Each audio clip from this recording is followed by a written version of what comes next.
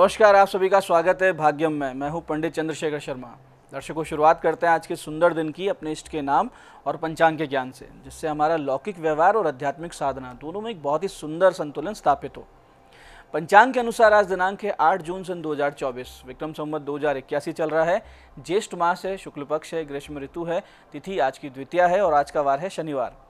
आज आद्रा नक्षत्र है शाम बाद 7:43 तक, उसके बाद में पुनर्वसु नक्षत्र आ जाएगा। योग गंड है शाम 6:26 तक, आगे वृद्धि योग है। तो योग की दृष्टि से आज का दिन शुभ नहीं है। किसी प्रकार का कोई बड़ा काम या कोई शुभ काम करने जा रहे थे तो आज के दिन को टाल दीजिएगा।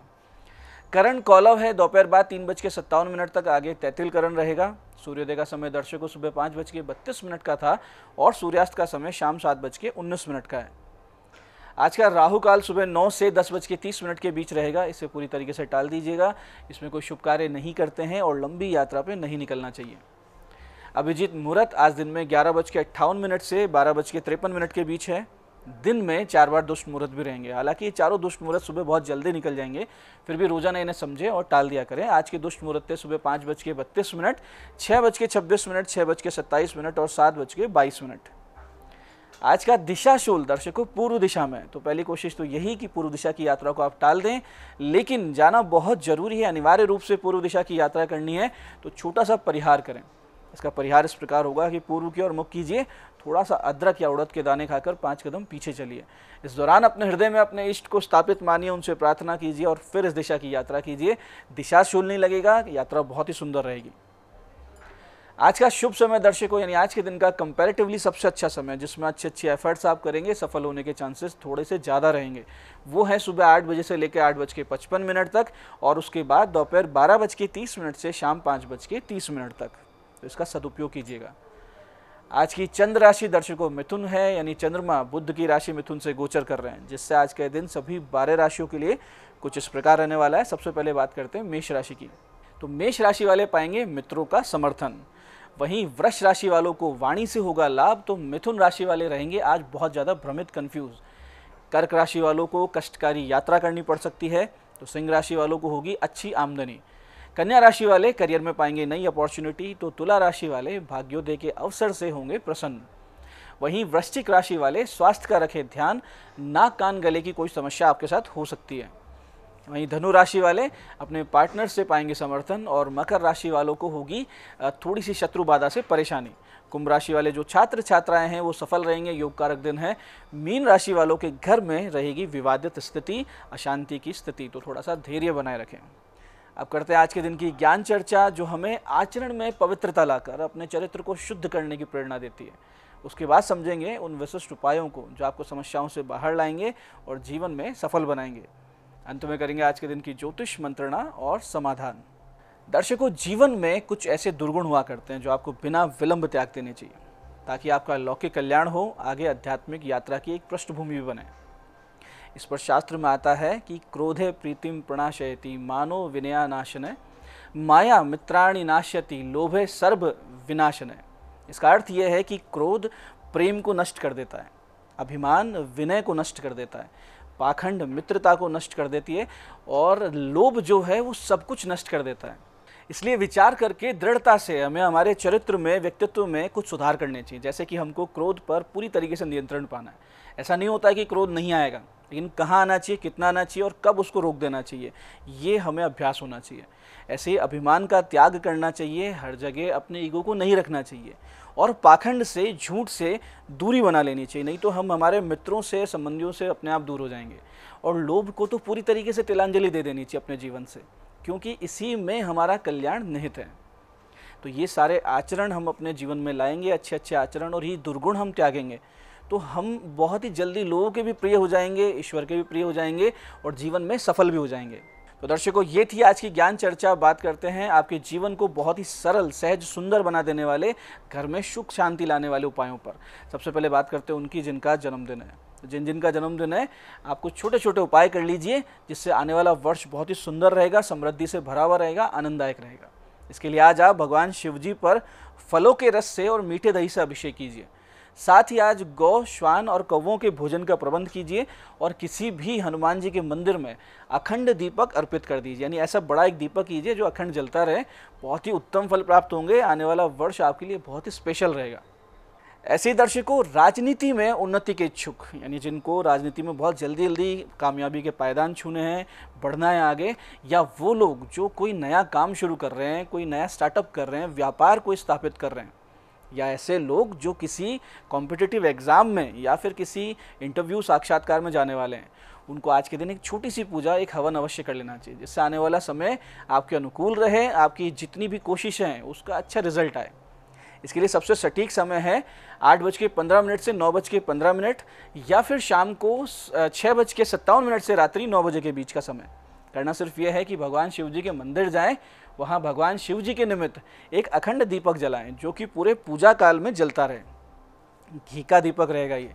इसके बाद मंदिर में 11 बार घंटे को बजाते हुए, जो मंदिर में घंटा लगा उसको बजाते रहें और कहें, ओम घंटाकर्ण महावीरे सर्व व्याधि विनाशक विस्फोटक भय प्राप्ते रक्ष रक्ष महाबले।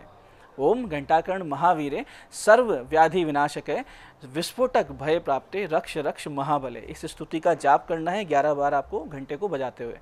आप अपने साथ एक छोटी घंटी भी ले आ सकते हैं, यानी अगर बैठ के पूजा कर रहे हैं तो उसको बजाते बजाते भी आप ये पूजा कर सकते हैं।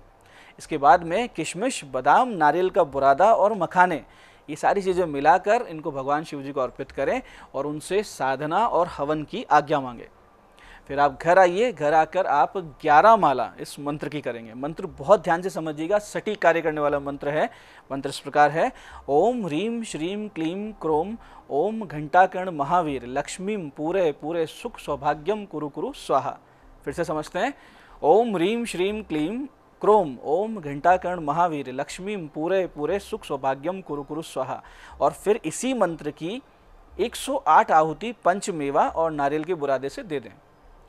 दर्शकों, जिस किसी भी मनोकामना, शुभ मनोकामना के लिए आप ये अनुष्ठान करेंगे वो निश्चित रूप से पूरी होगी।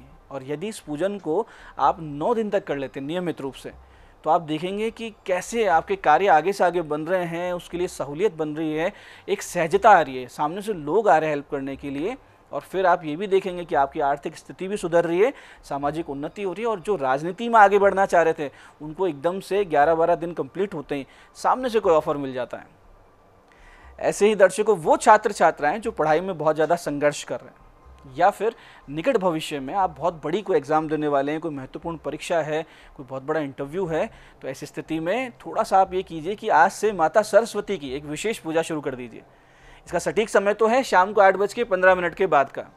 करना सिर्फ ये है कि श्वेत वस्त्र धारण करें, श्वेत आसन पर बैठें, श्वेत पुष्प और प्रसाद जो भगवती को अर्पित करेंगे वो भी श्वेत कलर का हो, यानी सफ़ेद रंग का हो। इसके बाद माता के सामने ब्राह्मी घृत रख दें और माता से प्रार्थना करें कि वो आपको विद्या, बुद्धि और एक सामर्थ्य दें जिससे आप वो परीक्षा दे सकें, इंटरव्यू दे सकें, या जो भी कार्य आप करने जा रहे हैं उसमें आपको सफलता दें। और फिर आप 3 माला इस विशिष्ट मंत्र की करें। अंत में सामने रखा हुआ प्रसाद, ब्राह्मी घृत, ये प्रसाद आप खा लें। आधा चम्मच रखें, आधा चम्मच रोज रखेंगे और उसके ऊपर मंत्र जप करेंगे। मंत्र इस प्रकार है, बहुत ध्यान से समझिएगा, बहुत विशिष्ट मंत्र है। ओम ह्रीम ऐं ह्रीम ओम सरस्वते नमः। फिर से समझते हैं, ओम ह्रीम ऐं ह्रीम ओम सरस्वते नमः। थोड़े दिन कीजिए, कुछ हफ्ते कीजिए, आप देखेंगे कि भगवती की अनुकंपा हो रही है, प्रज्ञा बढ़ रही है, बुद्धि बढ़ रही है, सोचने समझने की, तर्क करने की, विवेकशीलता की, आपकी जो बुद्धि है या आपका जो क्षमता है उसकी वृद्धि हो रही है। और यही भगवती का प्रसाद होगा जो आपको जीवन में सफल बना देगा।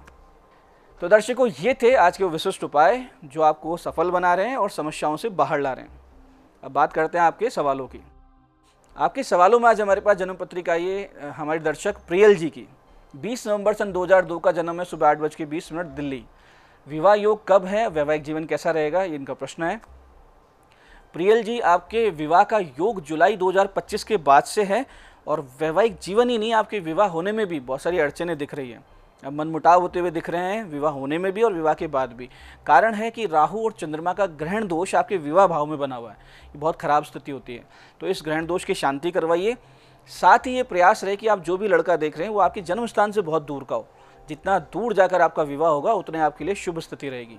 तो ये छोटी सी चीज़ ध्यान रखें और इस ग्रहण दोष की शांति करवाएं। आज की दूसरी पत्रिका हमारे पास आई है हमारे दर्शक रचित सोनी जी की। 26 अप्रैल 1999 का जन्म है, रात्रि 2:08, उदयपुर। सरकारी सेवा के योग हैं और कब तक हैं? रचित जी निश्चित रूप से योग हैं सरकारी सेवा के। आप पूरे तरीके से अपने मन मस्तिष्क को केंद्रित रखिए, मन लगा के पूजा कीजिए और मन लगा के पढ़ाई कीजिए। और पूजा में आपको करना ये है कि भगवान गणेश जी की नित्य पूजा शुरू कर दीजिए, जिससे बहुत आराम से बिना अड़चन के आपकी नौकरी लग जाए। आपकी नौकरी 1 साल के भीतर भीतर लग जाएगी। इस प्रकार के आपके योग हैं। और ज़्यादा लाभ के लिए और कोई अड़चन ना आए तो शनि के 7 गुना जप करवा के एक अच्छा सा नीलम पहन लीजिए। आज की तीसरी पत्रिका ये हमारे दर्शक अजीत सिंह जी की। 14 जून 1989 का इनका जन्म है, सुबह 9:01 बीकानेर। कुछ भी सही नहीं चलता, उपाय बताएं, इनका प्रश्न है। अजीत जी आपका कर्क लग्न, तुला राशि है। समस्याओं का कारण है भाग्य के अधिपति गुरु का अस्त होना और पंचमेश मंगल का नीच राशि में होना। इसके लिए आप गुरु और मंगल के जप करवाइए, एक मूंगा और एक पुखराज पहन लीजिए और नित्य भगवान शिव जी का पूजन करना शुरू कर दीजिए। एक सावधानी भी है कि रात्रि में वाहन चलाने से बचें और पानी वाली जगहों पर सावधानी रखें। उपाय कर लेने पर आपको 70-80% समस्याओं में निश्चित रूप से कमी आएगी। मैं पंडित चंद्रशेखर शर्मा ये आशा करता हूँ कि आप बताए उपायों को सही विधि, सटीक समय, अटूट श्रद्धा से करेंगे और पूरा लाभ उठाएंगे।